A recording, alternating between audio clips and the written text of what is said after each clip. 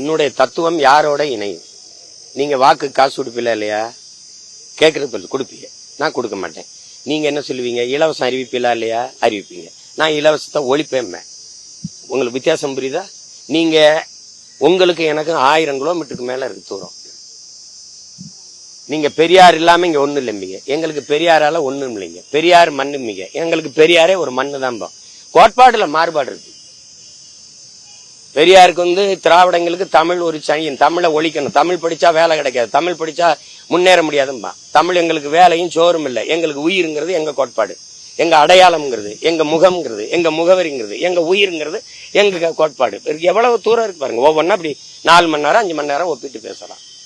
நீங்க என் மலையும்ப, நீ அது கல்குவாரிம்ப, நீ மணலும்ப, நான் ஆறு என் பூமி தாயின் ரத்த நாளம்ப, அதை மண்ணலி தின்னா நல்லா காசு கிடைக்கும்ப. நான் மரம் மண்ணின் வரம் வளர்ப்பதே மனித அறம்ப, மரம் மனித உயிரும்ப, உயிர் மரம் சொல்வேன். நீ அதை வெட்டினா காசு பணம் துட்டும்ப. இப்ப உனக்கு எனக்கு எவ்வளவு தூரம் இருக்கு?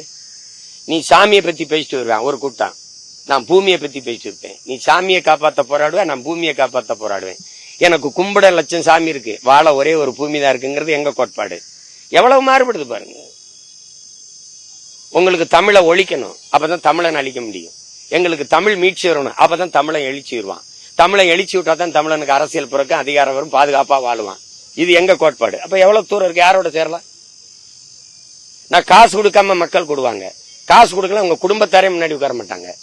ரொம்ப தூரம் இருக்குல்ல.